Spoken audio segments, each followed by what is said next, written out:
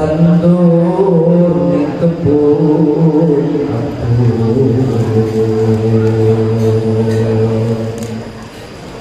Ono treret di penyemplung beriwa kembali opo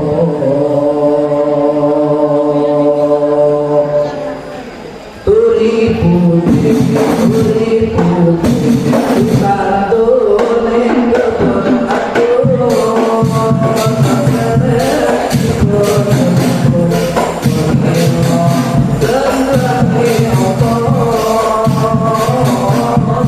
Turi putih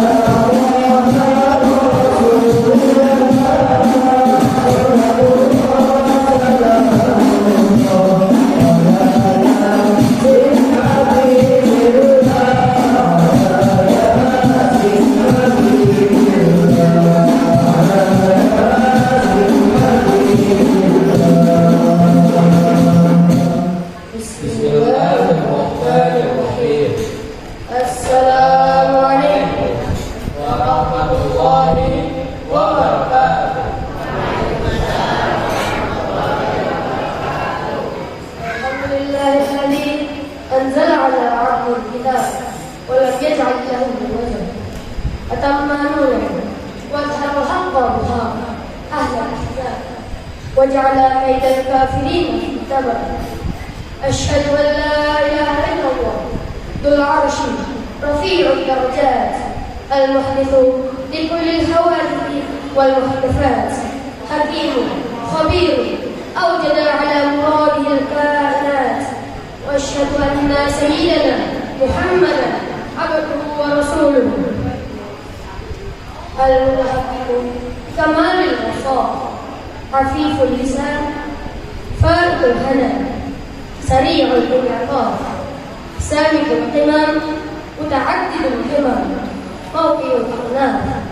اللهم صل وسلم وبارك عليه وعلى آله وصحبه الأشرار. Ladies and gentlemen, time is running in uncertainty. The world now is stricken with disaster, the verge for destruction. Human ignorance and his arrogance freak and fall accidentally to the way that thing is right. The honesty and chosen high, lies and falsity is great very wide. Puji syukur terhadap Tuhan Yang Maha Esa, karena atas izinnya pada hari Minggu tanggal 13 November 2022 kita dapat hadir di tempat ini. Perkenalkan, saya Bagus Arya Pamungkas dan saya Fahri Akalalunzir yang akan memandu acara Ahad ini sampai selesai nanti. Sebelum memulai acara, kami akan membacakan susunan acara pada pagi hari ini. Yang pertama, pembukaan. Yang kedua, pembacaan ayat suci Al-Quran. Yang ketiga, sambutan. Yang keempat, pesan dan nasihat Bapak Pimpinan Pesantren Al-Tazah. Yang kelima, kajian inti. Dan yang terakhir, penutup.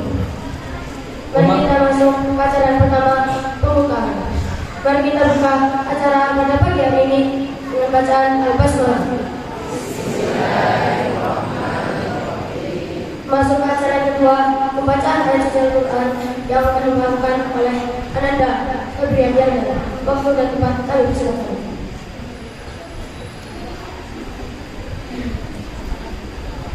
Assalamualaikum warahmatullahi wabarakatuh.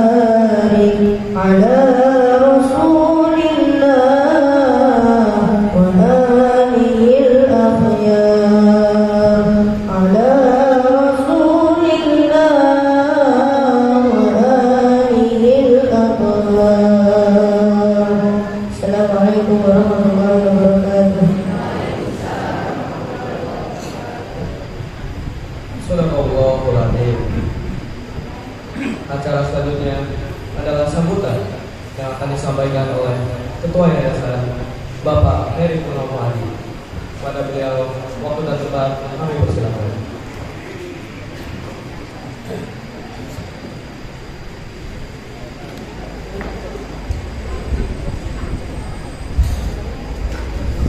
Bismillahirrahmanirrahim. Assalamualaikum warahmatullahi wabarakatuh.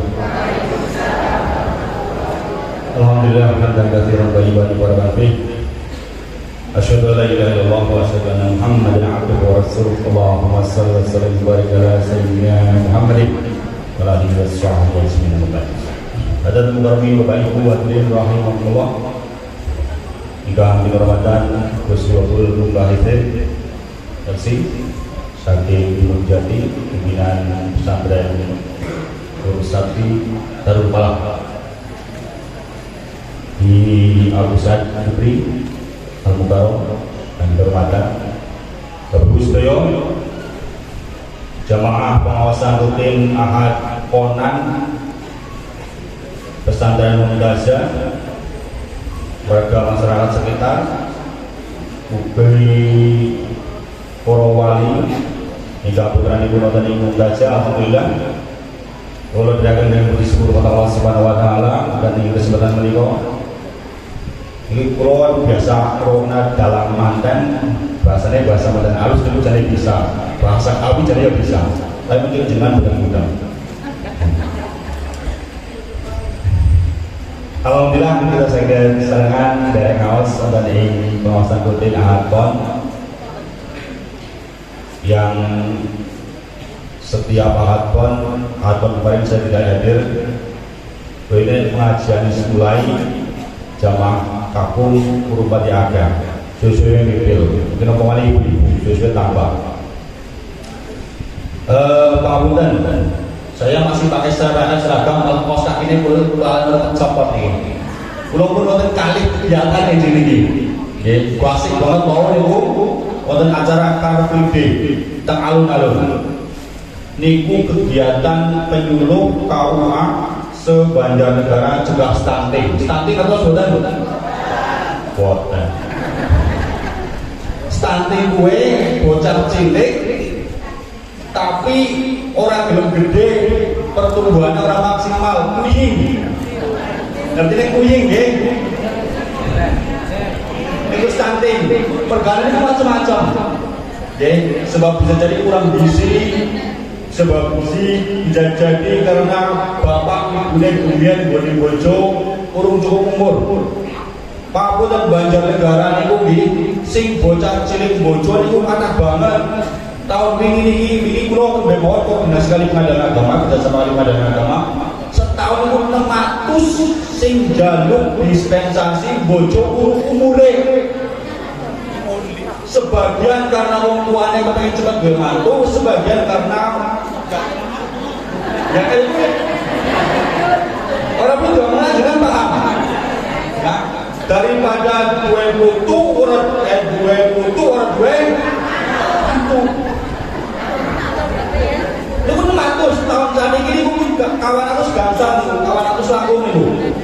sing bojo umurnya urung cukup umur.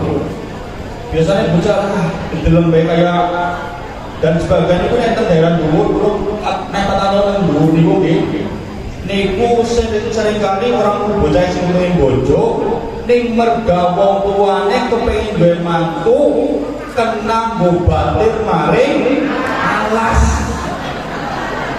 Kok kula sering niku pernikahan niku mun jaman ramane sing kepengin mantu jane Rika apa anak Rika. Wah, yang anak harus dilamar ngomong tuh nak mantu lumayan kena bobatir maring alas. Jenengan aku terus niku. Jenengan aku mementingkan pendidikan dia putrane insyaallah nek usia perkawinan niku cukup niku insyaallah lahiran niku dari generasi ingkang sae. Teng gunung mriki niku kula pun nate nggih bocah wadon siji. Bocah adik cah telu ya, cah telu beda-beda. Niku 2 tahun bojo pindo. Dadi siki bojo pegatan tahun ngarep bojo maning. Ini bocah tok lah bojo umur 17 niku biasa. Tapi alhamdulillah jenengan sing sekolah putra-putrane khusus malih sing mondok mumtazah begitu aman dibekali ilmu sing cukup engko yen nek bojo wis bener-bener mapan. Bojo niku sarte kali sinten. Bapak Ibu yang dihormatan, informasi niki dunia niki wis pada waspas. Nggih, kula niku bola-bali di WA, ditonton, nggih janjane mumtazah tau piye nampa santri apa ora? Kira-kira nama santri mboten niku. Bangunannya mboten wonten niku. Peletakan batu pertama ping 12. Anak kiai mriki peletakan batu pertama, kiai mriki peletakan batu pertama, kiai sing ping 12 niku tunjane peletakan batu ping 12 tahun pertama ya aja mriki. Derek wonten niku bendugan. Iku sinten sing arep nulungi. Jenengan donga mugi-mugi Gusti Allah sing nulungi. Janjane sing Gusti Allah sing nulungi napa kula sing nulungi Gusti Allah? Nek jare mawon niku kan nahnu ansurullah kula jarum sami jadi penolongnya Gusti Allah. Maka sisihkan sebagian dari harta kita dari kemajuan dasar Islam. Meskipun nek sing duwe badan akeh banget ya mrikilah delong mumtazah mungkin ketemu nang akhirat. Alhamdulillah sinaosa dereng saged bangun gedung sing enggal mugi-mugi saged. Niku tahun saniki niku buka kangge kawan doso santri mukim lulusan SDMI utawi lulusan MTS.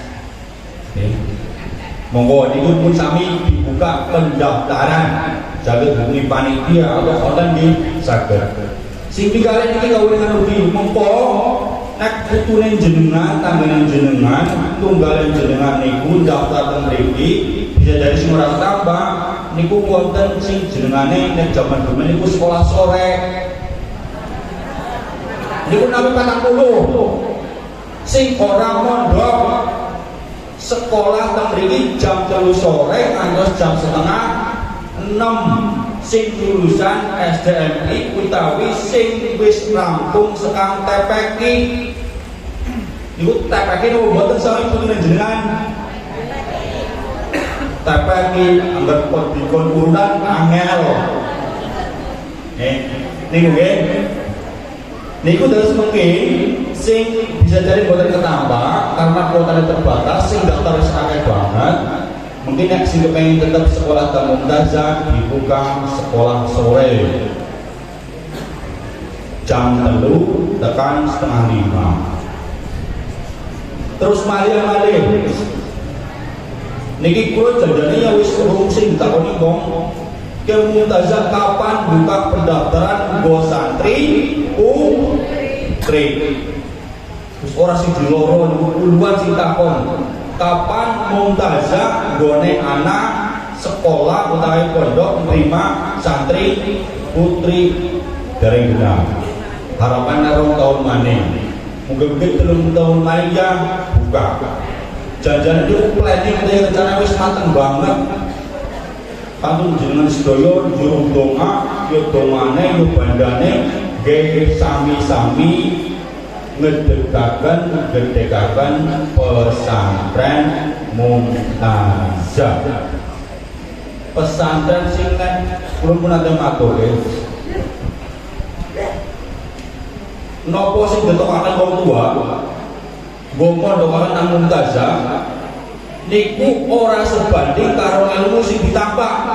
Kula yakin lho, kok kula yang mondokaken anake loro. Nggih, kula gone metokaken biaya bocah loro nang pondok teng Solo Tigo. Ngelmune karo biaya sing kula tokaken karo ilmu sing diperoleh anak nek dibandingkan karo biaya sing ditokaken wong tua karo ilmu sing diperoleh anak nang Mumtazah niku adoh. Sing main teng Mumtazah janjane gane anake nyong gelem mondok nang Mumtazah ya tok pondokaken nang kene. Ning ora ndem jare anggar mondok perak ora ya ora samone. Makanya beruntung panjenengan sedaya niku sing bisa jadi makin iki apa sing dikeluarkan ya biaya putra-putri jenengan teng Mumtazah niku sing diperoleh niku luwih bagus lebih besar tinimbang pesantren-pesantren sanesipun pasti niku. Saniki mawon nggih sekolah kula niku arep nyekolahaken anak sing siji taman SMP Pondok Maning niku uang mulane niku meh 2 juta. Teng mriki pinten dajal? Kok boleh 7 juta? 7,5 nggak sing diperoleh niku luar biasa dibanding dengan pondok-pondok sanesipun. Makanya bersyukur jenengan sing pun putra teng mriki ajang resula dela-dela anak turunan. Dela-dela anak turunan diikhlasaken insyaallah dados keberkahan kangge jenengan, kangge putra-putri jenengan. Pungkasan terakhir niki Mumtazah 4 tahun. Nggih, zaman sebenarnya pandemi niku ngadeg tanggal 26 Februari. Mumben 26 Februari niku umure genep 4 tahun. Nggih, bareng karo hari ulang tahun Kabupaten Banjarnegara. Lan insyaallah teng bulan Februari niku ya kayane nek diitung-itung sekang ilmu hisab, ilmu astronomi niku pas banget karo bulan Rajab, bulan Rajab. Delamane Rajab, delamane puasa. Dene delabae puasa, delabae puasa. Kayane nopo nggih waktune cepet banget. Mugi-mugi benjing insyaallah dalam planning, dalam rencana pas bulan Februari niku Mumtazah kali masyarakat sekitar mriki saged ngawontenaken pengajian sing kaya gemien jamane Syekh Jabbar. Amin. Bawa tenggang dirubah bawa lapangan kayane tambah main sing rawuh mboten namung wong semetok muga-muga sarana covid wani mbola. Nggih. Insyaallah. Pengatan yang saya terakan, makanya monggo dipun resepaken dipun resepi napa ingkang beri kawedar dening Gus Lu Bagul. Mugi-mugi nambahi manfaat kangge kula jenengan sedaya. Mugi-mugi napa ingkang beri kawedar makanya saged dipun amalaken ora mung dirungokaken tok ning muga-muga bisa diamalaken. Assalamualaikum warahmatullahi wabarakatuh.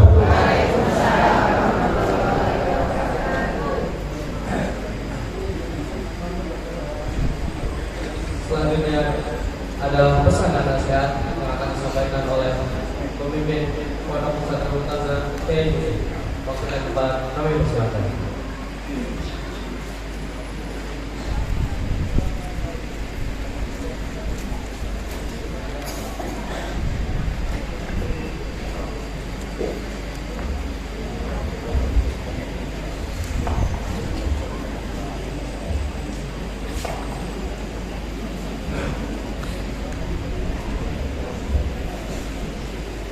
Bismillahirrahmanirrahim. Assalamualaikum warahmatullahi wabarakatuh.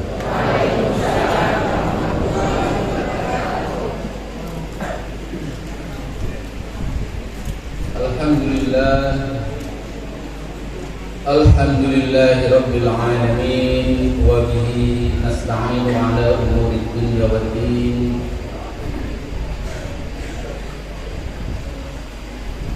Sayyidil hurril mugajjalin wa ala alihi wa ashabihi wa man tabi'ahum bi ihsanin ila yaumiddin. Amma ba'du. Yang saya hormati pimpinan Pondok Pesantren Muntazah Banjarnegara Indonesia, Kiai Haji Habib Nurholis Sujat MA. Saya hormati pengasuh pimpinan Pesantren Muntazah, Kiai Haji Syafuddin Widowo MA. Yang terhormat Ketua Yayasan Muntazah, Kiai Haji Heri Purnawati Sarjana Hukum, wabil khusus Al-Mukarram Al-Ustadz Babul Mubahidin LC, pimpinan Pondok Pesantren Mursyid Al-Falah, yang insyaallah akan memberikan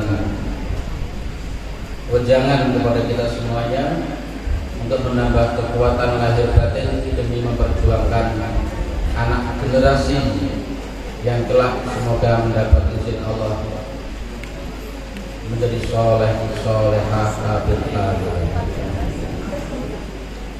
Kemudian Al-Asatidz wal Ustadzah Muntazah, Bapak Ibu Wali Santri Pesantren Muntazah, dan anak-anakku sekalian, anak santri santriyah yang saya banggakan. Kita memuji Allah dan mensyukuri nikmatnya pada kesempatan kali ini. Atas izinnya kita hadir di tengah-tengah kegiatan rutin Ahad Pon yang tujuannya adalah untuk tetap saling kenal, saling tahu perkembangan keadaan, karena Muntazah adalah sebuah pondok pesantren yang memiliki model baru, yakni dengan evaluasi yang ketat setiap tahapan perkembangan demi perkembangan yang ada. Untuk itu, alangkah baiknya kita sama-sama merasakan memikul.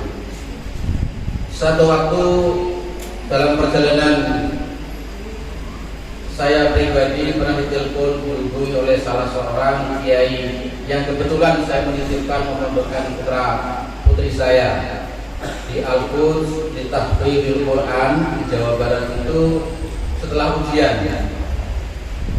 Ketika ujian tahfidz waktu itu masih 15 juz, agak kaget saja sebagai orang tua. Ini terasa tidak seimbang antara kami sebagai pendidik yang 24 jam mengawasi putra putri panjenengan, itu bahasanya. Jangan sampai putra putri panjenengan di sini bersungguh-sungguh, Senin Kamis puasa, bangun malam tahajud, kemudian orang tuanya tidak tahu itu, hanya karena ada beberapa kesalahan dalam tasmik hafalannya. Itu terjadi sekitar awal Covid tahun 2020 yang lalu. Oleh karenanya Bapak Ibu sekalian, tentu harapan dari Bapak pimpinan pondok pesantren mengharap ada saling tahu. Jadi kenalan kita bukan sekedar ta'aruf selesai, tapi juga tafahum, saling memahami, juga takaful, saling melengkapi, juga tafahul. Pokoknya kodong ngerti ini, itu kira-kira. Kesempatan Ahad Pon pada Hari ini kebetulan beliau Bapak Pimpinan lagi umroh, ya kita doakan sambil juga beliau pasti mendoakan kita semoga Allah sempurnakan dalam kegiatan umrohnya. Kemudian Bapak Pengasuh lagi ada online komunikasi dengan ya, sekolah yang perguruan tinggi yang terbesar di negeri ini, salah satunya di Unida, dan beliau hari ini sedang ada online komunikasi dengan Pondok Modern Darussalam. Bahasa Jawa Timurnya itu ketiban sampur saya hari ini. Ya akhirnya kita menyampaikan beberapa pesan yang memang harus disampaikan kepada dengan semuanya. Di samping juga nanti yang bagian kami di Al-Quran juga kami akan sampaikan, bacakan beberapa surat panjenengan yang memang sudah tahapan-tahapan dari tilawah, tahsin, dan yang sudah di halaqah tahfidz, bahkan siapa-siapa yang sudah mentasbihkan hafalannya. Baik Bapak Ibu sekalian, ini ada beberapa taujihat wal irsyadat dari pengasuhan pesantren Muntazah Banjarnegara Indonesia, mengingat bahwa setiap hari tantangan pesantren khususnya dan dunia pendidikan pada umumnya semakin berat. Ini sudah di era 4.0, nanti bisa dijelaskan oleh Ustaz Labib, Ustaz Lubab, apa di mana teknologi menjadi nadi kehidupan, segala sesuatu serba online. Ini sebenarnya wujud keprihatinan kami sebagai pendidik. Bapak Pengasuh, Bapak Pimpinan selalu membicarakan akan tantangan-tantangan yang tidak mudah. Apalagi santri di pondok pesantren hari ini adalah alumni COVID-19 yang sekolahnya adalah daring, sekolah yang tidak ada pertemuan tatap muka. Ini tentu dalam teori pendidikan, dalam teori belajar tidak tepat, karena ini juga mungkin bagian dari strategi yang harus kita sikapi. Generasi pelajar hari ini baik PAUD, baik TK, SD, MI, MTS, SMA, SMK maupun perguruan tinggi, semua lahir dan besar di generasi handphone dan teknologi yang maju. Ini butuh kesungguhan orang tua untuk menyikapi dan mencermati dari kemajuan yang ada. Jika tidak akan dilibas cita-cita Bapak mengharap doa dari anak soleh juga akan lewat begitu saja ketika orang tua tidak memandang bahwa ini sebagai sesuatu yang harus disikapi secara cermat dan sungguh-sungguh. Kemudian yang ketiga, banyak orang tua yang kalah dan mengalah pada handphone dalam pendidikan anak. Tidak usah saya jelaskan, dan sifatnya sudah sangat jelas. Bapak Ibu cukup merenungi, adakah handphone di rumah? Adakah putra-putri Bapak memegang handphone? Berapa jam harus bermain handphone? Bapak dari pada handphone mengubah banyak hal, komunikasi pergaulan, motivasi, sikap, cara berpikir, pandangan, bahkan sampai cita-citanya. Ini karena apa yang didengar, apa yang dilihat, apa yang dirasakan oleh anak kita yang sedang tumbuh, itulah yang akan mempengaruhi jiwanya. Oleh karenanya monggo diperenungi. Di masa depan dan sudah tampak hari ini, orientasi pendidikan dan kebutuhan dunia berupa arah lulusan dituntut bisa terampil, ahli dalam bidang tertentu. Tahu dan paham saja tidak cukup, apalagi hanya asal lulus dan asal punya ijazah. Ijazah ini permasalahan lembaran kertas biasa yang mudah didapat. Orang hari ini untuk mendapatkan gelar master itu cukup dengan 25 juta. Itu beredar di mana-mana. Mudah sekali. Sehingga saya ingat salah satu bupati yang ditangkap gara-gara ijazahnya palsu dulu. Kok Bapak ijazahnya palsu kok bisa jadi bupati? Loh, kalau ijazah saya asli Pak, saya jadi gubernur.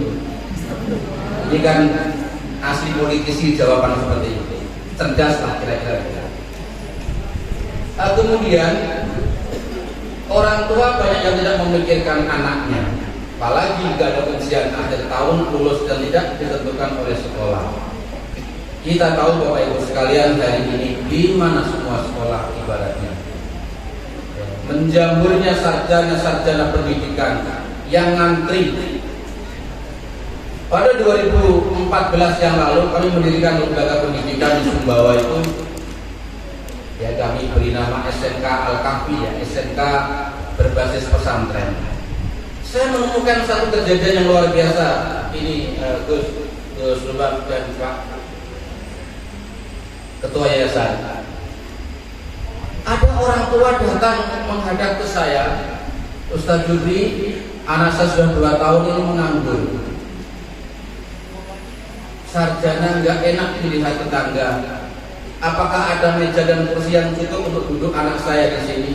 Nggak usah digaji Ustaz, saya yang menggaji. Karena hanya rasa malu. Kita bisa bayangkan kejadian ini. Apakah ini satu kejadian yang saya lalui, ataukah di tempat lain juga ada, hanya gara-gara menjamurnya lembaga pendidikan, hanya melihat ijazah, belum kenal jam terbangnya berapa kali mengajar, dia tidak paham bagaimana opening, bagaimana kontennya, bagaimana closingnya. Ini hal-hal yang kadang-kadang meragukan tentang kehidupan anak-anak generasi kita, Bapak Ibu sekalian.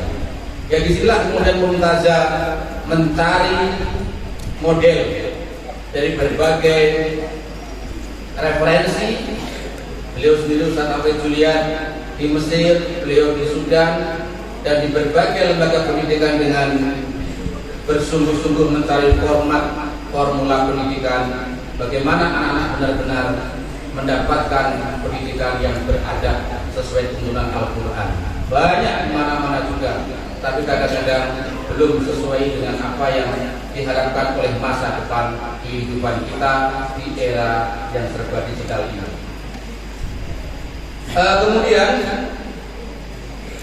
yang akan datang ini banyak profesi yang akan hilang karena digeser oleh teknologi dan mesin. Bahkan orang yang hari ini mampu mau membayar mahal dari kedokteran pun nanti cukup dan membuka Androidnya, sakitnya apa didiagnosa, keluar yang dibeli obat ini. Gak harus ke dokter yang akan datang ini. Belum lagi yang namanya dunia avatar, yang sebentar lagi kita cukup dengan duduk di sini melihat di dalam kamar. Itu bisa kita di Amerika dalam waktu yang sangat cepat sekali. Ada istilahnya saya tidak lupa. Apa Ustaz ya? Yang terlibat filmnya. Itu keren banget. Gak tahu kalau gak ada mental agama dan akidah, ini juga sangat membahayakan buat generasi kita yang akan datang. Profesi banyak yang hilang, maka jangan hanya mengejar S1, S2 ataupun S5. Yang terpenting kita harus kenal betul anak kita ini bisa apa, akhlaknya hari-hari seperti apa. Masih adakah salam mengucapkan ketika masuk rumah, ataukah sudah gak peduli panggilan orang tua apalagi orang lain hanya gara-gara pikirannya sudah masuk dalam dunia gadget.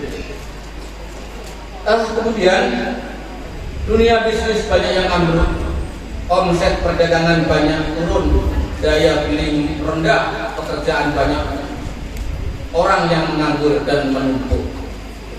Ini kita harus yakini bahwa sebentar lagi ada yang namanya badai ekonomi, dan hari ini dengan terjadinya perang Ukraina dan Rusia, bagi yang mengamati dan tahu ini juga mengancam kehidupan kita yang akan datang. Kita punya anak akan dijadikan dan dibentuk seperti apa. Tantangannya berbeda dengan zaman bapak-bapak yang seusia dengan saya, tentu berbeda sekali. Bapak Ibu hadirin wali santri yang dirahmati Allah Subhanahu wa taala. Kelak dunia ini akan bertanya, bukan ditanya ijazahmu itu apa, kamu sarjana apa, tapi pertanyaannya adalah kamu ini bisa apa? Akhlakmu seperti apa? Apakah adzan yang dikumandangkan dengan suara keras masih menjadi bagian dari hatinya anak-anak kita? Bapak Ibu, alhamdulillah sudah menempatkan putra putri di pondok pesantren. Tentu Bapak Ibu mesti juga tahu pesantren mana yang diinginkan. Tentu masing-masing ada siklahnya, ada karakternya.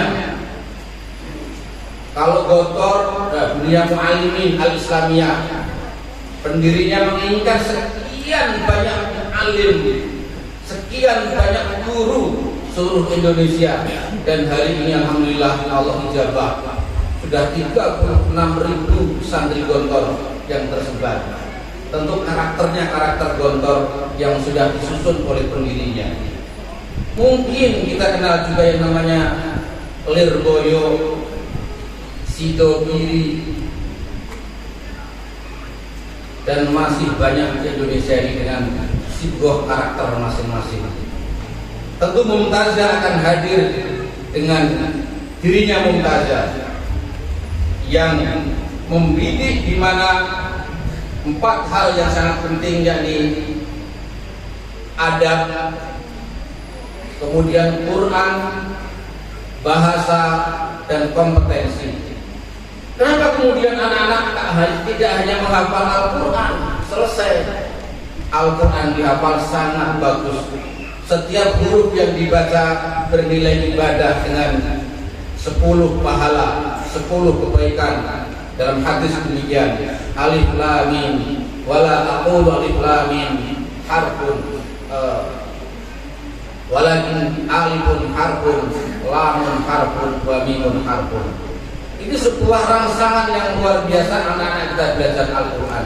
Tapi tidak cukup sampai di situ Bapak Ibu sekalian. Sekitar 4 tahun yang lalu kami mendiskusikan satu kejadian yang luar biasa.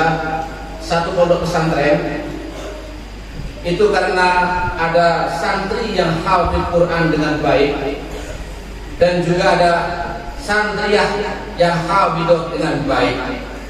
Singkat cerita, upaya dari orang tua itu dijodohkanlah si anak ini. Ini bukan contoh kemudian dijadikan sebagai ukuran yang jangan sampai kita salah menafsirkan. Karena kedua-duanya memiliki hafalan yang baik, kompetensi keilmuan yang baik, tetapi tidak ada kompetensi yang namanya masak tidak bisa. Kemudian nyuci motor saja tidak bisa, masang lampu tidak bisa, tanam terong di halaman rumah tidak bisa, ternyata hanya kuat 6 bulan saja. Ya mungkin kami tidak menyalahkan tentu dengan proses itunya, tapi kan dibutuhkan sekali. Banyak angkatan-angkatan kami dulu Bapak Ibu sekalian, lulus pondok, menikah, baru belajar membuat mie ayam, mau jualan mie ayam. Lulus pondok, menikah, baru belajar buat pentol bakso, mau jualan pentol bakso. Setelah dibutuhkan karena kebutuhan sebagai orang tua kepada putra-putrinya yang akan dididik itu. Untuk itu Mumtazah berpikir keras, kenapa anak-anak di sini harus mengikat kangkung, menjual, menawarkan, supaya punya jiwa, ada kompetensi. Di sini ada 2 anggota DPR, semuanya diperlakukan sama, tidak ada yang dibedakan. Kemudian di sini juga harus menawarkan beberapa produk yang mungkin dijual dan layak, sehat menurut ilmu kesehatan. Anak-anak setiap saat dilepas untuk itu. Bahkan terakhir harus menjual madu, masih madu sekitar Sumatera. Nanti kalau sudah madu Sumbawa akan lebih dahsyat lagi, dan madunya madu asli. Ibu tahu kan madu asli? Bapak tahu madu asli Pak? Gimana Pak? Oh iya. Madu asli itu kalau dibawa pulang oleh bapak, ibu muring-muring. Ini madu lebah maksudnya. Madu lebah, jangan salah dalam menafsirkannya. Nah itu kegiatan-kegiatan anak-anak kita dan didoakan mudah-mudahan bukan sekedar punya ilmu pengetahuan tapi juga punya keahlian yang terus bisa dipupuk dan selanjutnya akan menjadi satu kecintaan dalam sebuah pekerjaan. Kemudian beliau melihat tiga hal hari ini. Adab atau karakter itu yang pertama, yang kedua literasi, yaitu membaca, meningkatkan daya baca, bukan sekedar minat baca, kuncinya Al-Quran dan bahasa. Dan yang ketiga kompetensi budaya teknologi. Ini jika tidak dipenuhi salah satunya, maka kita akan tergilas Bapak Ibu sekalian. Sekarang nggak ada orang desa atau orang kota, informasi ini cepat sampai kepada kita. Kalau tidak ada kesungguhan kita dalam berdoa, DP dan Gusti Allah nyuwun anaknya dari soleh-solehah, saya pikir nggak bisa cukup dengan demikian. Artinya kalau putra putri bapak di pondok di mana saja ada program poso Senin Kemis, boyo wong tuane melok prihatin yang omah. Paham ya Bu, Bapak? Artinya paham perasaan anak, perasaan guru-gurunya. Siapa yang sedang mendidik putra-putri panjenengan? Ini pilihan-pilihan orang tua. Oleh karenanya di Mumtazah ini bagi yang belum tahu ke dalamnya seolah-olah ini pendidikan seperti apa, tapi bagi yang sudah tahu akan mengenal hal-hal yang mungkin belum dipikirkan oleh sebagian lembaga yang lain. Tapi kita tidak pernah mengatakan bahwa lembaga yang lain tidak baik. Semuanya berniat dengan baik, hanya beda di dalam model saja. Tujuannya begitu. Kami di sini, alhamdulillah, ini juga sedang ada kawan-kawan dari Al-Wajah Center yang akan bekerja sama mungkin dengan Mumtazah untuk lanjutan sekolah di Timur Tengah. Ya, kemarin kami sempat sosialisasi juga ke SMP IT Permata Hati untuk menyampaikan program ini. Kemudian juga karena sebagian, ya alhamdulillah, bahkan Pak Yapri sebelum berangkat umroh kemarin juga diminta oleh lembaga besar di Jakarta di Darun Najah itu meminta untuk menceritakan bagaimana kemudian Mumtazah mampu mendidik anak yang hanya 1 tahun 3 bulan, bahkan harinya ada 4 bulan. Ya, 4 bulan yang kelas 1 ini insya Allah Bapak Ibu mau bertanya dengan bahasa yang dibutuhkan untuk belajar di luar daerah, luar negeri, itu sudah mampu. Itu terbukti setelah teman-teman dari Mesir kemarin mencoba berkomunikasi dan bertanya. Alhamdulillah, ini beberapa hal yang butuh doa Bapak Ibu sekalian, khususnya wali santri. Itu pesan dan kesan dari Bapak Pimpinan dan Pengasuh yang kebetulan beliau sedang terus berinovasi, belajar dalam segala hal untuk mendapatkan hasil yang maksimal. Selanjutnya ini di bagian saya sendiri untuk program Al-Qur'annya. Yang pertama, di Mumtazah ini ada 3 tingkatan dalam pengelompokan. Yang pertama ada halaqah tilawah. Ini anak-anak masuk walaupun sudah punya hafalan, dites dulu di tilawah. Maka kemarin ada yang sudah sampai kepada mungkin 30 juz yang dari Batam, ada yang 15 juz dari Muqaddasah Ponorogo. Semuanya berproses karena Mumtazah punya ciri khas tentunya. Setelah ditilawah maka akan naik ke halaqah berikutnya, yaitu halaqah tahsin, dan selanjutnya di halaqah tahfidz. Jumlah dan posisi anak santri kita di halaqah tahfidz ada 72 anak. Kemudian halaqah tahsin ada 50 anak. Barusan ujian kenaikan. Halaqah tilawah ada 14 anak. Kemudian ada beberapa santri yang memang membutuhkan penanganan dari hasil evaluasi selama 4 bulan, itu dikhususkan di karantina. yaitu di Pucang, di rumahnya Bapak Wakil, Bapak Haji Sodirun.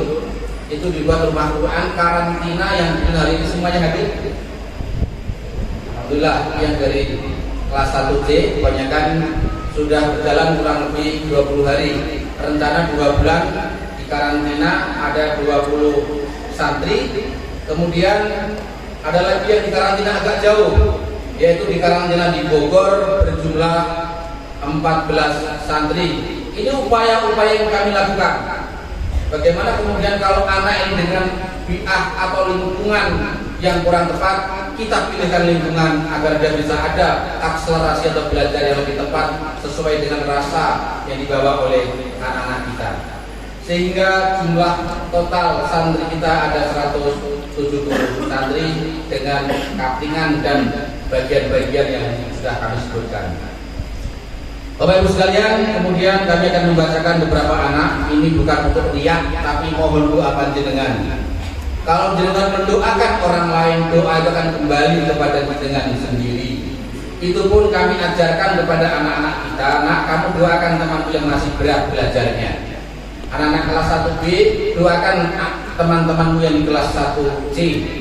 Anak-anak kelas 2B juga demikian, kita pesan selanjutnya. Alhamdulillah, capaian-capaian yang kita sampaikan bahwa halaqah tahfidz yang 72 santri tadi kita akan umumkan untuk sebagiannya yang sudah mentasbihkan sekali dulu. Yang pertama adalah Ananda Aruna Arakatalia, itu kemarin sudah mentasbihkan sekaligus 7 juz. Kemudian Muhammad Firdaus Nuzula sudah mentasbihkan sekali duduk 15 juz. Kemudian ada Muhammad Ali Munif sudah mentasbihkan 5 juz. Dan Muhammad Alfa Jeniosa sudah mentasbihkan 5 juz. Kemudian Muhammad Sabit Murtado 4,5 juz. Kemudian ada Yahya Ayasi 8 juz. Alfian Ahmad Fauzati 5 juz. Ataulah Fawas Widyadana 4,5 juz. Ilyas Nadir 4,5 juz. Gosidan Mubarak Hafid 5 juz. Kemudian Mahmud Sahid masing-masing saya bacakan yang 5 juz. Fauzan Ahlan Maulana ini belum selesai, masih sedang berjalan. Kemudian Rafiq Berdiansah, Muhammad Labib Mustafa, Pandanaran Jagat Simpati Aji, Ibik Guna Ihsan, Yahya Nur Ilham, Raihan Nur Fadil, Rayan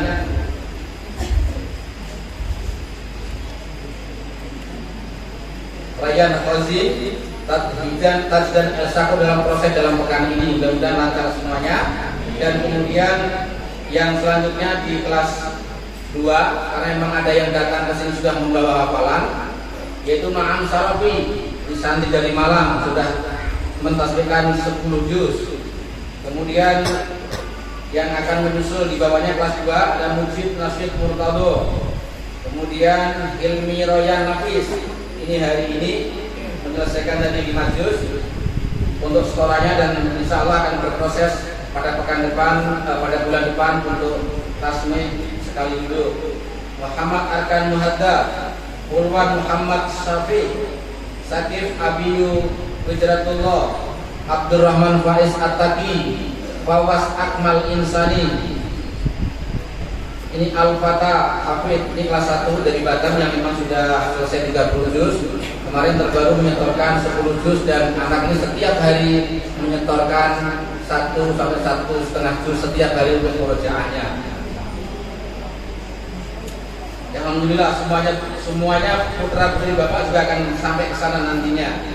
Kemudian Muhammad Akbar Ramadan, ini yang dari Mokodasa sudah 15 juz. Kemarin sudah mentasmikan 5 juz. Yang terakhir adalah Nabil Jayadi. Ini putra putri Bapak yang kami bacakan yang sedang dan sudah mentasmikan. Untuk itu kenapa kami bercerita sampai pernah ditelepon oleh salah satu kiai putra putri kami, kadang-kadang ada pengaruhnya Bu.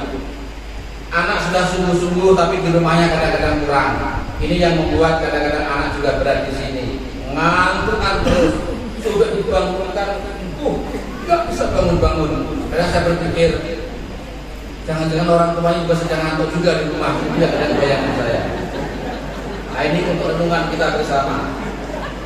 Bapak Ibu sekalian, kemudian kami menyampaikan di program pengasuhan juga lanjutan bahwa liburan semester akan dilaksanakan di pertengahan bulan Desember.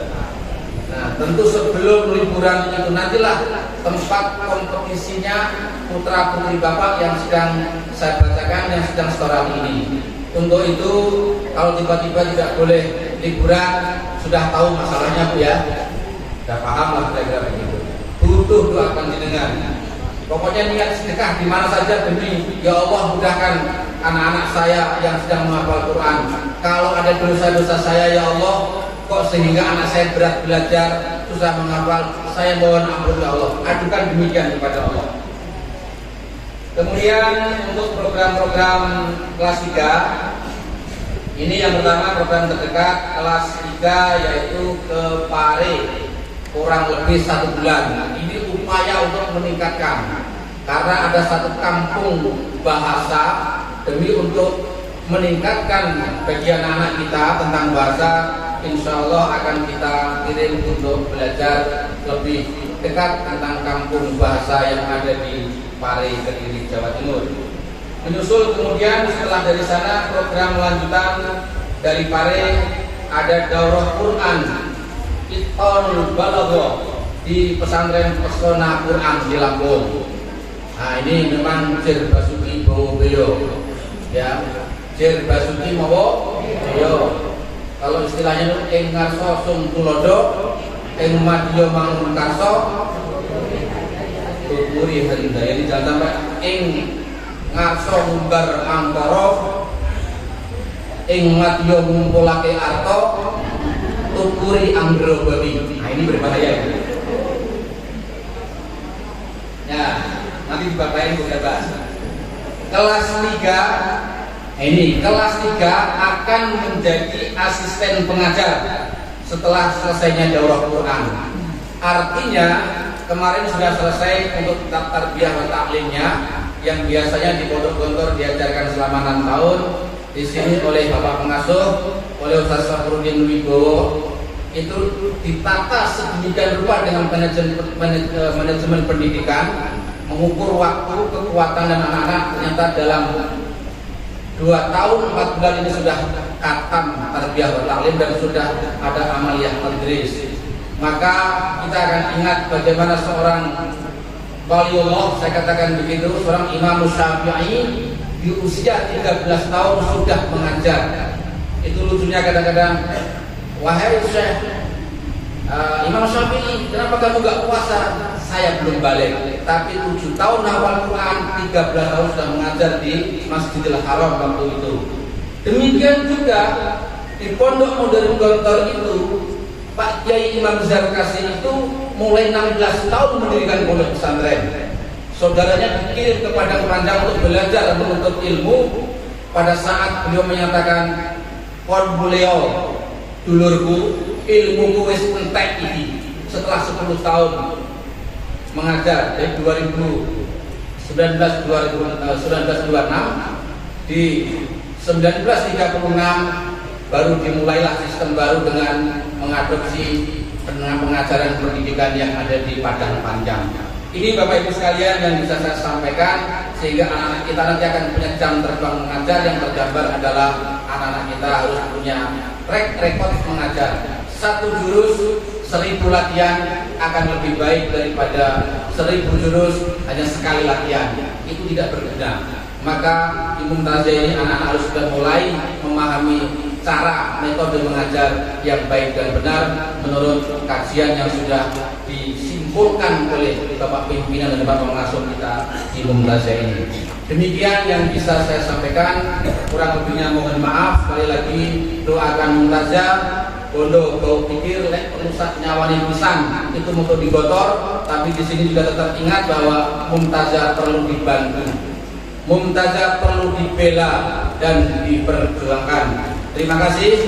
Assalamualaikum warahmatullahi wabarakatuh. Wala quwwata illa billah.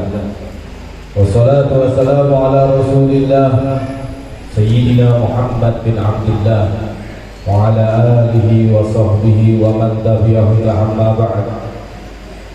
Yang saya hormati pengasuh Pondok Pesantren Mumtazah yang sedang umrah, Bapak Kiai Haji Hafidh Subian Al-Hafidh, yang semoga diberi kesehatan, kembali ke tengah-tengah keluarga Mumtazah dalam keadaan sehat, dalam keadaan diterima ibadah umrahnya dan berkahnya kepada kita semuanya, dan jajaran guru, para ustadz, para masyayikh, para wali santri dan juga segenap santri di sini, semoga tetap dalam naungan cinta kepada Nabi Muhammad SAW, naungan zikir kepada Allah Subhanahu wa Ta'ala, naungan orang-orang yang menjadi ahli surga insyaallah.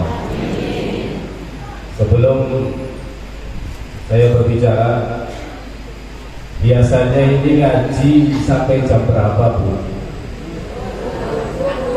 Enggak, jamnya. Kalau zuhur setengah 3 masih zuhur. Jamnya ada.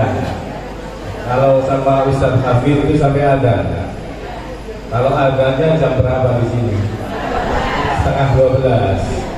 Berarti saya sampai jam 11 kurang 15 menit saja. Saya kan badal ya, badal. Jadi badal itu bisa digunakan ketika tidak ada mabdulnya atau mubdal minhunya. Ketika ada air, tidak ada, namanya debu. Jadi debu batal kalau ada air. Nah, kalau airnya nggak ada, debunya sementara saja. Nah, seperti saya 15 menit saja cukup. Tadi sudah diisi panjang lebar sama beliau-beliau ini, dan kelihatannya sangat bahagia karena anak-anaknya yang di sini sudah pada hafal Al-Quran. Karena Rasulullah SAW bersabda, "Iqra'ul Quran, fa innahu ya'ti yaumal qiyamah syafi'an li ashabihi." Bacalah Al-Quran, karena siapapun yang membaca Al-Quran dia akan mendapatkan syafaat dari Quran tersebut. Apalagi orang yang menghafalkannya. Dan orang yang menghafalkan Al-Quran, satu dari orang yang menghafalkan Al-Quran, dia mensyafaati minimal 7 dari anggota keluarganya. Minimal 7 dari anggota keluarganya. Jadi misalnya jenengan bergadah putra dan mriki hafal Quran siji, minimal itu sing kemben dituntun mlebu surga insyaallah. Jadi nek dereng hatam Qur'ane ampun diken langsung. Guru kula Habib Umar bin Muhammad bin Salim bin Habib bin Syekh Abu Bakar bin Salim mengatakan, orang yang berusaha menghafalkan Al-Quran namun tidak hatam-hatam sampai mati, maka di alam kubur Allah akan utuskan malaikat untuk menyimakkan Al-Qurannya. Jadi jenengan-jenengan ini sing sepuh-sepuh aku kalah kali putra-putra yang tertinggi, tetap tentu hafalan Quran, ngerasaknya kayak ngapamu lebih hafalan Quran. Jadi kalau wali, kalau guru-guru tertinggi jenengan boleh datang komplain, kok anak itu orang hafal-hafal gitu, jenengan kayak apa hafalan? Hafal kubu falak tas yang wali-wali. Tengriki kabutan kalau tanggal kali. Tengriki yang kan sing saking guru jadi itu boleh. Saking guru jadi agak doa ya tadi. Jenengan. Saking istri apa ya? Berarti pun setunggal kok saking guru jadi di sini pondok Tengriki. Tunggal kok. Bagi tahun ngarep dijak ngomong guru jadi kepada pondok mereka. Masalahnya Gunung Jati terkenal banyak pesantren, tapi masyarakatnya jarang nggak mondok. Nah ini PR bagi dengar Pak. Jati tangga-tangganya kepada mondok kami, ya cukup 40 blok, aku 40 blok itu. Orang apa jalan ya? Dia juga makan bubuk. dipasrahkan tenanan putrane teng mriki dipasrahkan tenanan kali pengasuhe pasrah bongkoan aja kayak istilah diculna dasi dicekel bumi.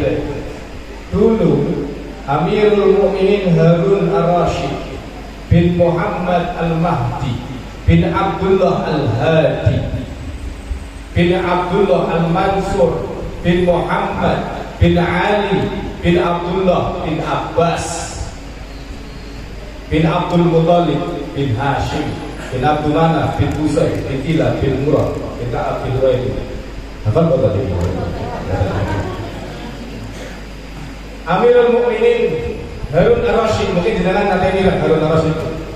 Gadah putra namine Muhammad Al-Amin kali Abdullah Al-Makmun dipondhokake teng nggone Imam Malik bin Anas Al-Maliki pendiri mazhab Maliki. Gurune sing mau dimulyakake Imam Syafi'i. Imam Maliki itu gurune Imam Syafi'i. Jadi beliau Al-Amin dengan Al-Makmun seorang putra presiden. Amirul Mukminin bukan cuma presiden saja karena menguasai sepertiga dunia. Sepertiga dunia dulu dikuasai oleh kekhalifahan Bani Abbasiyah yang dipimpin oleh Harun Ar-Rasyid. Anaknya cuma dipondokkan ke Imam Malik bin Anas. 4 bulan dipondokkan, Harun Ar-Rasyid jenguk anaknya. Ketika itu melihat anaknya itu kurus. Yang satu sedang membawa sandalnya Imam Maliki, yang satu sedang membawa tongkatnya Imam Maliki. Ayahnya melihat anaknya kurus kayak gitu nangis. Ya Allah, kamu di istana penuh dengan makanan lezat, kamu di sini makan apa? Kata Imam Maliki mengatakan, kalau kamu mengatakan seperti itu, bawa kedua anakmu pulang. Sekali mengeluh orang tua kepada gurunya atas anaknya, dia tidak akan pernah bermanfaat sama sekali. Bawa saja. Akhirnya Harun Ar-Rasyid mohon maaf, minta maaf kepada Imam Malik. Minta maaf, saya nggak tahu. Silahkan didik anak saya sampai dia menjadi orang alim. Dan benar, ketika lulus dari Imam Malik, pulang menggantikan Harun Ar-Rasyid. Ketika Harun Ar-Rasyid meninggal, diganti oleh Al-Amin. Al-Amin meninggal, diganti oleh Al-Ma'mun. Al-Ma'mun meninggal, diganti oleh anaknya Al-Wathik. Al-Wathik meninggal, diganti oleh saudaranya Al-Mutawakkil. Jadi Al-Mutawakkil ini semua madhab dari madhab Hambali, Syafi'i, Hanafi, Maliki semua tersebar. Sampai ada riwayat di Ka'bah sholat itu 4 imam. Yang satu ini Hanafi, yang ini Maliki, yang ini Hambali, yang ini Syafi'i. Jadi jenengan yang misalnya masalah putrane nang pondok itu aja diconagase cekel butute. Aja kakean protes. Biasanya itu ngapunten. Wis dipilih anaknya diurusi nang pengurus bina mengi, kadang-kadang pengurus itu bayarannya ya sekirahat. Palah bayarannya kadang-kadang disembah atau pengurus. Iya bayarannya berapa juta.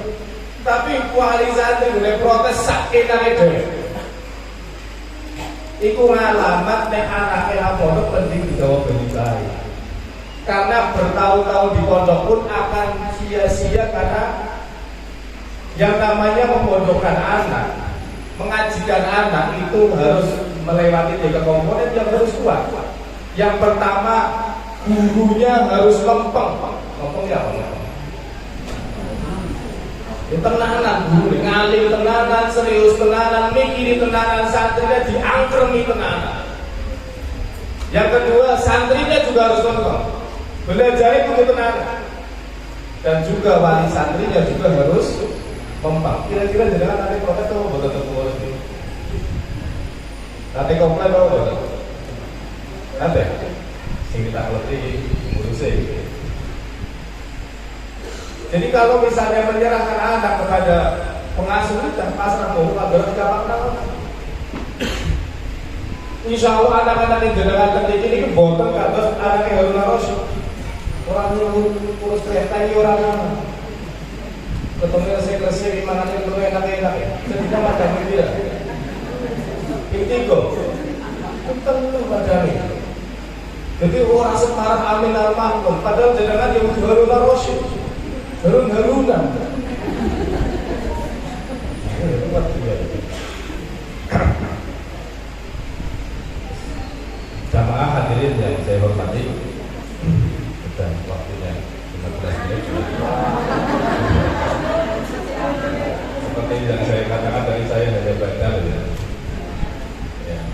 semoga yang hadir di sini, wali santri semua, pengasuh dan semua santri, kita semua bisa masuk ke dalam surga Allah Subhanahu wa taala. Ala sururil mutaqabilin, dalam keadaan bahagia, min ghairi adab wala hisab, tanpa adab dan tanpa dihisab oleh Allah Subhanahu wa taala. Kenapa kita harus berdoa? Kalau kita masuk surga itu tanpa hisab. Karena Rasulullah Shallallahu Alaihi Wasallam bersabda, "Manubisha yaumal qiyamati halak." Barang siapa dihisab di akhirat pasti dia masuk neraka. Barang siapa masuk surganya itu dihisab dulu pasti masuk neraka dulu. Makanya ulama Nabi Muhammad Shallallahu Alaihi Wasallam mengajarkan kepada kita membaca doa setelah maghrib dan setelah subuh. Allahumma ajirna minan nar, Allahumma ajirna minan nar 7 kali setelah maghrib dan setelah subuh. 7 kali Allahumma ajirna minan nar, Allahumma ajirna minan nar, Allahumma ajirna minan nar, Allahumma ajirna 7 kali. Wa asqinna ma'asabina a'la faradizil jinan khalidina fiha min ghairi sabiqati adab wa aita bi rahmatika ya arhamar rahimin. Betul. Pakai rekaman sekali. Kenapa ulama yang diajarkan oleh Nabi Muhammad SAW selalu mengajarkan kepada kita untuk berdoa kepada Allah masuk surga tanpa hisab? Karena sekali dihisab, kamu, kita, dengan sedang sekali kita dihisab oleh Allah Subhanahu wa taala, kita pasti masuk neraka. Nauzubillah min dzalik. Semoga kita masuk surga tanpa hisab. Amin ya rabbal alamin. Sayyidah Aisyah bertanya, "Ya Rasulullah, alam yaqulillahu ta'ala fi kitabihil karim fa amma man utiya kitabahu bi yaminihi fasawfa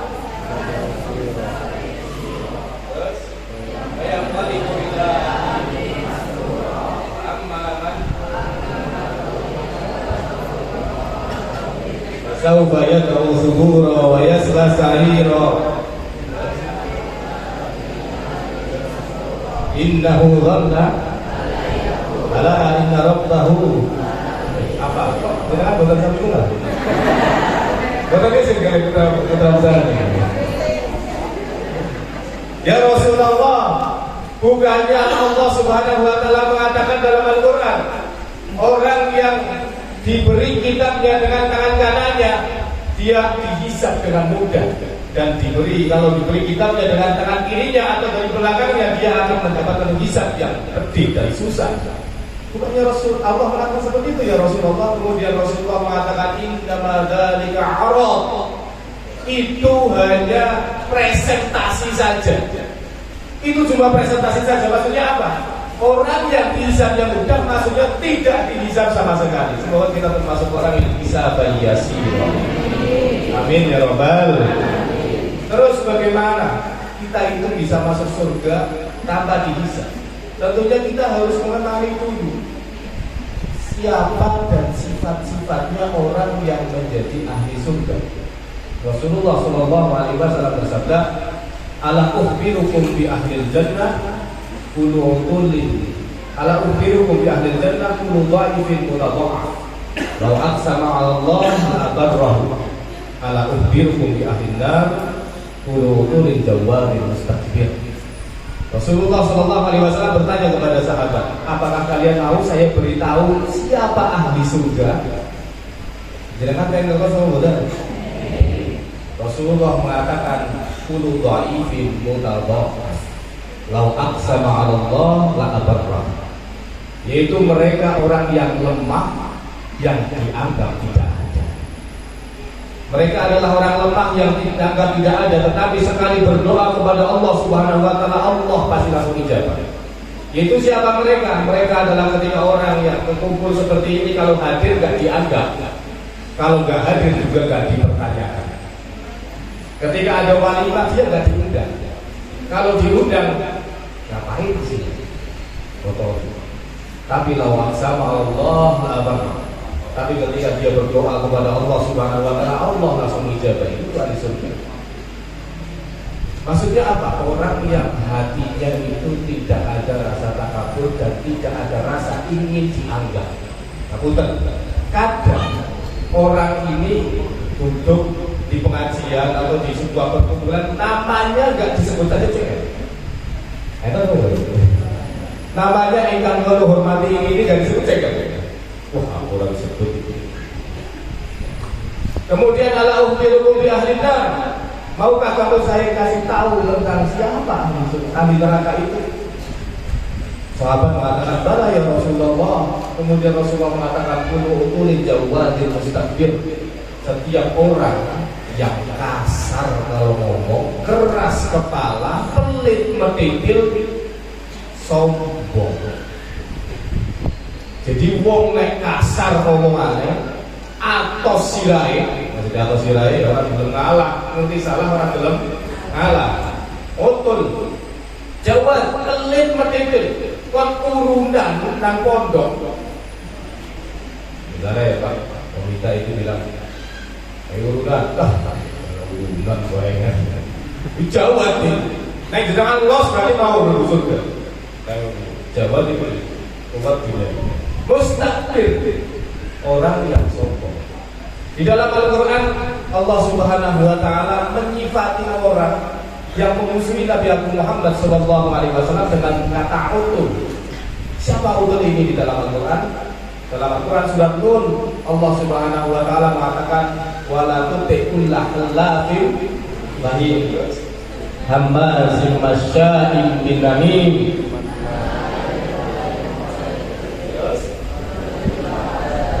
angkana idza tutla alaihi menambah itu. Pulau ini sengaja banget ini bagian mungal sedana kasih mungal sing kali tok iki. Bah tawatu tenan kali surga nih, Pak. Tawatu tenan iki boten mungal. Masyaallah. Kalau Al-Qur'an itu Gusti Allah nyifati salah satu yang memusuhi Nabi Muhammad SAW dengan sifat utul. Kayak apa ini kelakuannya? Dia adalah Walid bin Mughirah al-Makhzumi. Dia saudara sembah dengan Abu Jahal al-Makhzumi. Walid bin Mughirah. Dia ayahnya Khalid bin Walid. Tapi ayahnya kafir, anaknya menjadi pendekar Islam. Makanya kita tidak boleh sebutan kepada siapapun. Ada orang ayahnya preman, tapi ternyata anaknya malah pondok. Tapi banyak kiai anaknya malah enggak pondok. Banyak. Sifatnya kayak apa Walid bin Mughirah? Sifatnya itu Walid bin Mughirah itu tahu kalau Nabi Muhammad SAW itu amin, dapat dipercaya. Tahu kalau Nabi Muhammad SAW itu adalah Nabi. Tahu Nabi Muhammad tidak pernah berbohong. Tahu kalau Al-Quran itu begitu indah dan tidak menyamai dengan bahasa manapun, dengan balaghah keindahan bahasa manapun. Dia tahu, bahkan dia mengatakan inna fi kalamihi la halawa wa inna fi qawlihi la talawa. Ini Walid bin Mughirah mengatakan, Muhammad itu kalau ngomong Quran itu indah banget. Tapi dia tetap menjadi musuh Nabi Muhammad SAW. Kenapa? Karena dia nggak mau posisinya digeser. Jadi dia tahu kebenaran, tapi dia tidak mau menerima. Tapi penulis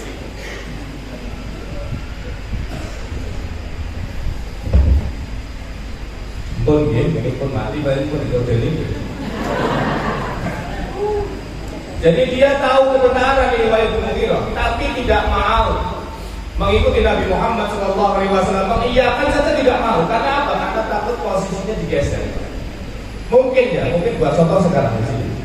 Al-Mu'tazah ini saya nama badan Pak. Iya ini alim nama badan. Pintar nama badan. Programnya saya nama badan. Enak sih musuhi badan. Enak sih musuhi.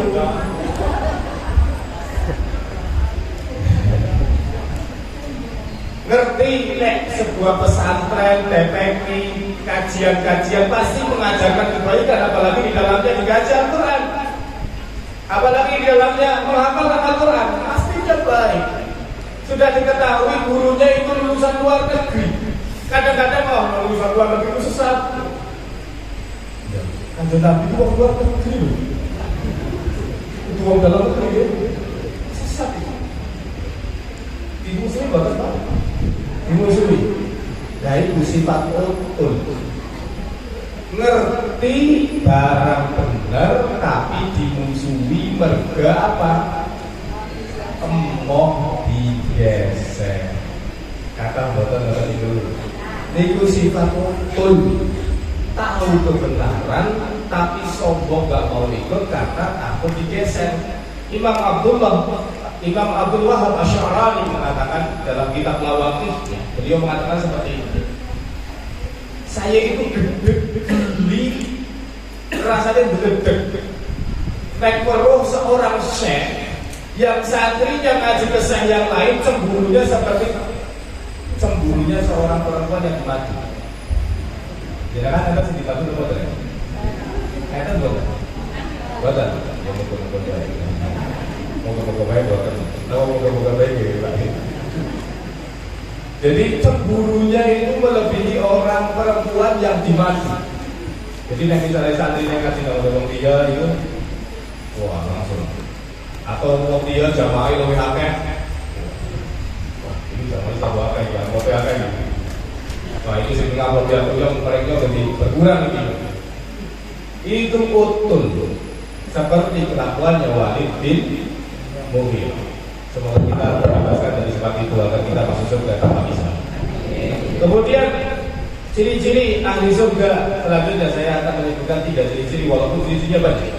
Rasulullah SAW bersabda, "Laqad ra'aitu rajulan yataqallabu fil jannah min 'udin azzahahu 'anil tariq." Saya melihat seorang mempunyai nikmat yang luar biasa di surga hanya karena dia menyisihkan kayu yang menghalangi jalan. Kayu yang menghalangi jalan. Jadi apa? Kayak misalnya anak kotoran dalam itu dibuang. Kira-kira dari risih itu dibuang. Yang tentunya di pesantren pasti ini diajarkan. Saya yakin di Mumtazah ini diajarkan. Karena mengajarkan kepedulian terhadap sesama umat manusia. Bukan cuma umat Islam saja. Karena yang mempunyai kebersihan itu bukan cuma umat Islam saja, tapi seluruh umat manusia. Di sini diajarkan kebersihan, ya? Bersih banget masalah. Bahkan kita dulu di Yaman, ditarik. Saya dulu ngaji, pulang, tarik di pondok pesantren Darul Mustafa, tarik. Kita itu diajarkan yang ajaran yang tidak perlu diucapkan, tapi saya melihat kakak kelas saya. Jadi kakak kelas saya itu setiap malam sekitar jam 2, jam 3 mereka bangun. Apa yang mereka lakukan? Nuturi kotoran-kotoran yang ada di sela-sela pondok pesantren, lalu menata sandal agar mempermudah ntar teman-temannya yang keluar mau sholat tahajud itu sandal sudah tertata. Lalu membersihkan jalan-jalan agar orang kalau mau berangkat ke kamar mandi atau ke musola, jalan sudah bersih. Dan membersihkan kamar mandi agar mereka yang mau sholat, mau ke kamar mandi dalam keadaan wangi. Itu malam hari di saat teman-temannya sudah pada tidur. Ini sudah terjadi ini di sini. Tadi saya berangkat ke sini, di bawah itu sandal sudah tertata. Mungkin jenengan tidak akan pernah mendapatkan hal ini di sekolah manapun. Hanya ada di pesantren, salah satu pesantren yang sekarang anak-anak sedang berada di sini. Semoga pada petang ya. Bahkan guru kami mendapatkan cerita dari Habib Salim, putranya guru kami Habib Salim. Beliau menceritakan bahwasanya Habib Umar itu dulu ketika mondok, beliau itu jam 2 pagi bangun, lalu mengambil baju-baju teman-teman yang kotor, kemudian dicuci. Kemudian dijemur karena di Yaman malam hari itu setengah jam kering, karena panas, anginnya panas. Kemudian setelah kering dilipat, kemudian ditaruh di dekatnya dia itu. Dan teman-temannya nggak ada yang tahu siapa yang melakukan itu. Dan hanya hal-hal semacam ini hanya diajarkan di pesantren, yaitu al-ithar. Dalam Al-Quran dikatakan yufiruna ala anfusihim walau kana bihim kalau kana bihim jangan kita ngertos akhirnya tanggal budak-budak ini. Kemudian sifat yang ketiga, Rasulullah SAW bersabda, "Lan tadkhulul jannata hatta tu'minu wa lan tu'minu hatta tahabu Ala adullukum ala syai'in idza fa'altumuhu tahabbtum afshu salam bainakum. Rawahu Bukhari wa Muslim. Rasulullah sallallahu alaihi wasallam bersabda, kalian tidak akan pernah masuk surga sampai kalian beriman. Dan kalian tidak akan sempurna imannya sampai kalian saling mencintai. Ala adullukum ala syai'in idza fa'altumuhu tahabbtum. Kalian ingin tahu kalau kalian melakukan sesuatu kalian akan saling mencintai? Pengen ngerti kamu buatan? Rasulullah mengatakan afshu salama bainakum, sebar kedamaian di antara kalian, saling menyapa, mengucapkan salam. Kalau zaman sekarang itu banyak orang yang mau toleransi sesama agama, banyak tokoh yang mengajak, ayo kita toleransi kepada sesama umat agama. Umat Kristen harus dilindungi, umat Hindu harus dilindungi. Kita itu mayoritas, berarti minoritas itu juga harus dilindungi. Banyak orang semacam itu, banyak yang sudah mengkampanyekan. Namun jarang sekali orang yang mengkampanyekan saling damai sesama umat Nabi Muhammad SAW. Jarang sekali orang yang mengajak untuk rukun sesama umat Nabi Muhammad SAW. Padahal masih satu lawan, asyhadu an la ilaha illallah wa asyhadu anna Muhammadar Rasulullah. Sayyidina Ali bin Abi Thalib mengatakan ciri-ciri khawarij. Tahu khawarij? Rasulullah SAW mengatakan khawarij, kalau saya sampai melihat khawarij, la uqatilannahum qatla 'adil wa iram. Kalau saya sampai melihat mereka, saya akan bantai mereka. Siapa khawarij? Ciri-cirinya humul ladzina yuqatiluna ahlal Islam wa yad'una ahlal awthan. Mereka adalah orang yang suka memusuhi umat Islam, namun mereka suka berdamai dengan umat selain Islam. Itu khawarij. Barangkali khawarij itu enggak berada di kelompok tertentu, tapi barangkali ada di dalam tubuh kita.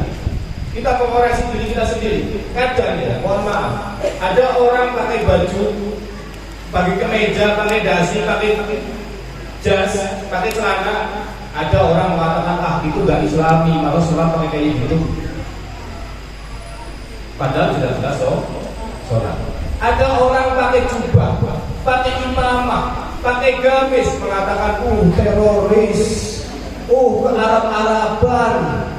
Ya, ada yang begitu. Ada orang Islam yang memakai celana sampai ke bawah mata kaki, mengatakan neraka. Ada orang yang memakai celana di atas mata kaki, mengatakan cingkrang. Ada orang yang memakai kerudung seperti ini, mengatakan saya gak pakai kerudung dulu karena hati belum baik. Itu yang pakai kerudung belum tentu baik.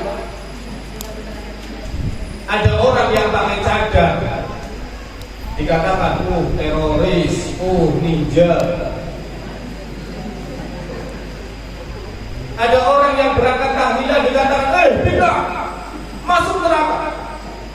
Ada orang yang tidak berangkat tahlilan lalu dicap sebagai tidak masuk ormas tertentu. Orang belum tahlilan berarti itu kelompok kenyong. Ada orang yang untuk di pagi hari subuh, dikatakan Rasulullah tidak menjalankan itu. Imam Syafi'i pernah ditanya, ya Imam, bukannya dulu Rasulullah pernah kunut lalu meninggalkannya? Imam Syafi'i mengatakan, sunat itu apa? Sunat itu sesuatu yang pernah dilakukan oleh Rasulullah.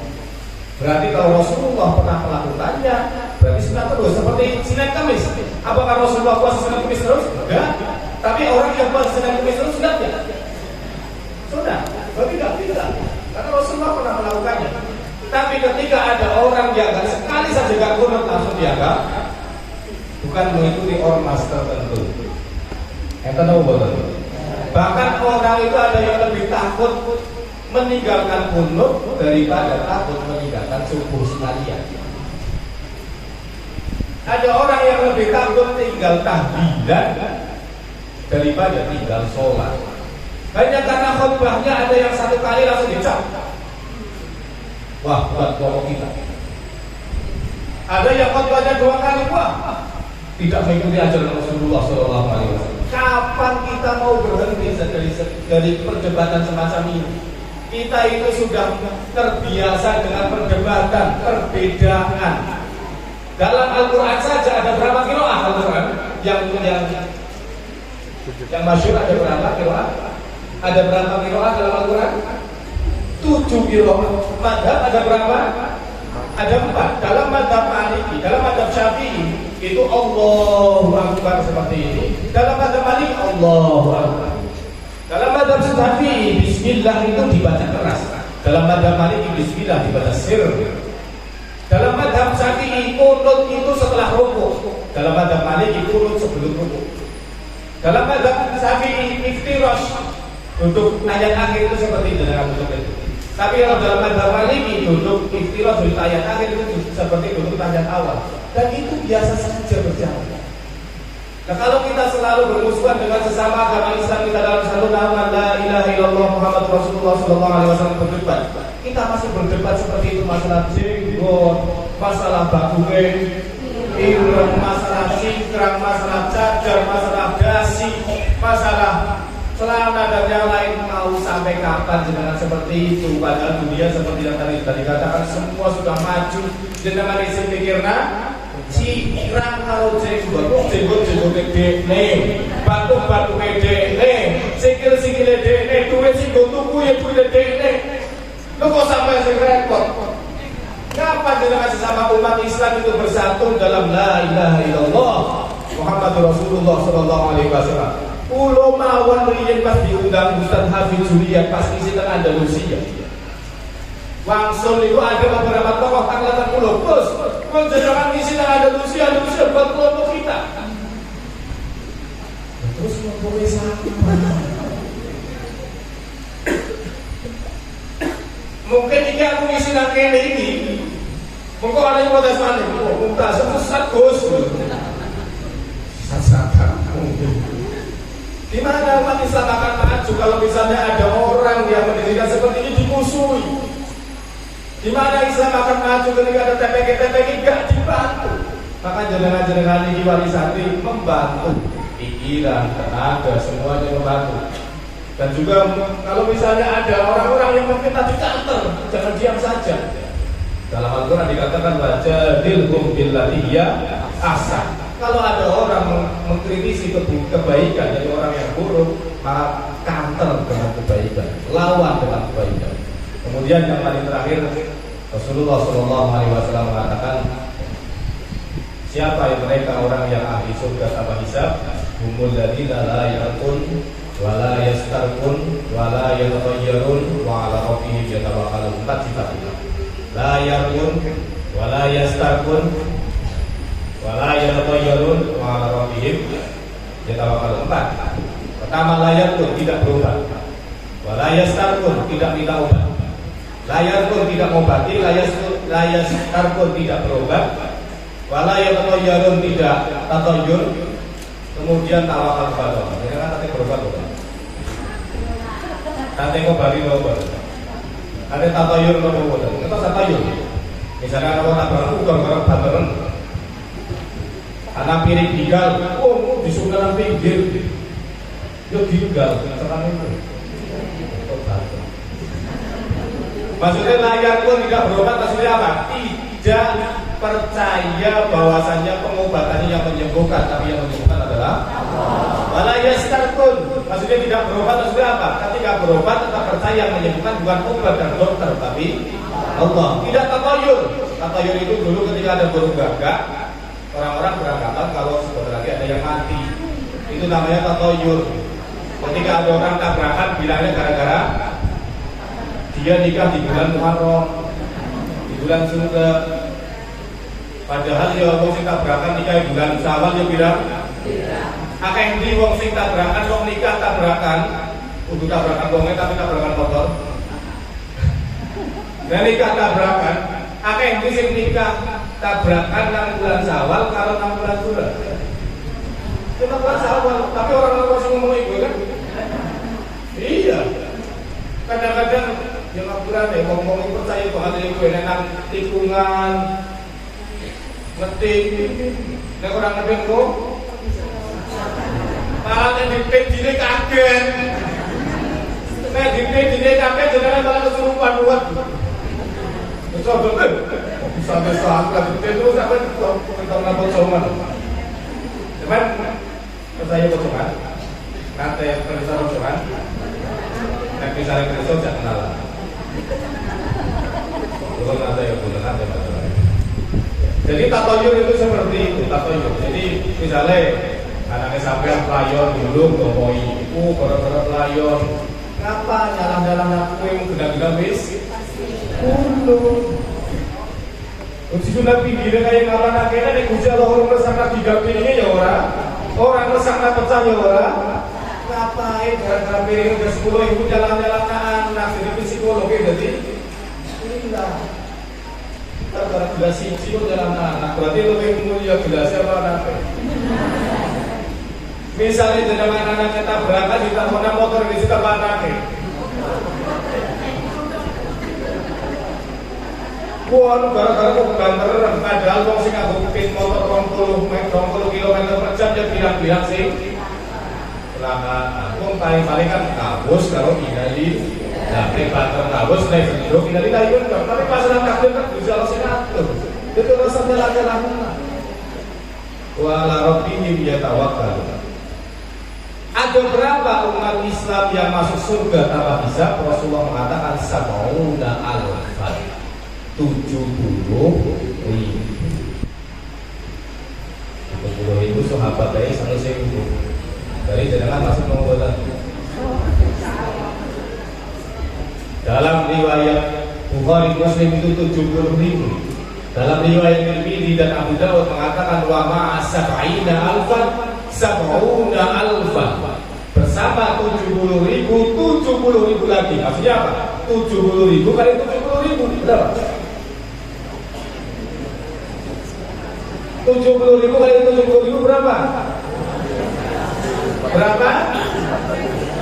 4,9 miliar yang masuk surga dari umat Nabi Muhammad tanpa hisab. Kira-kira jenengan anak peluang apa boten? Enten peluang apa boten? Kira-kira mampun mau dereng la yarun wala yastaqun wala yatayyarun wala rabbihim yatawakkalun. Kesudah anak nomor tawakal Allah wis serah namanya Ustaz baik ya wis. Wis pasrah bokohan.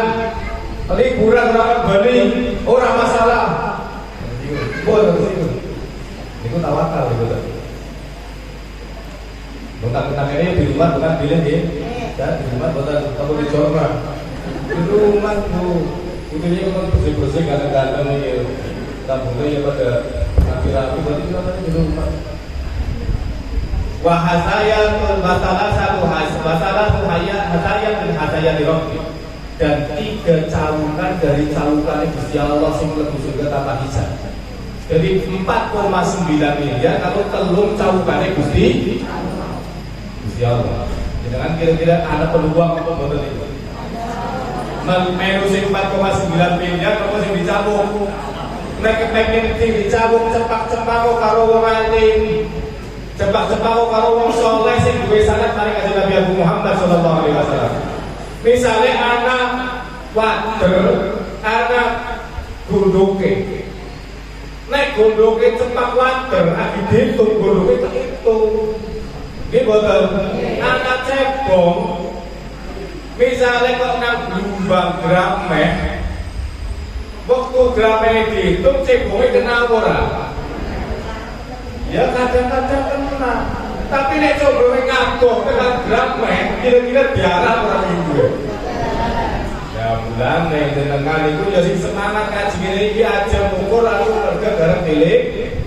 Nek misale anake kemben wis ora ngondokake berarti wis ora makan gaji. Berarti cebong sing ngadoh Grameh. Ya ora wis 4,9 miliar orang kategori kecawuk karena kecawuk malah nih saya Nabi Muhammad nah itu Rasulullah mau dengan kesalahan itu kekurangan itu ngapunten ingkang kathah Wallahu taufiq ila aqwamit. Wassalamualaikum warahmatullahi wabarakatuh. Yang kedua adalah penutup. Mari kita tutup acara pada pagi yang siang ini dengan bacaan hamdalah.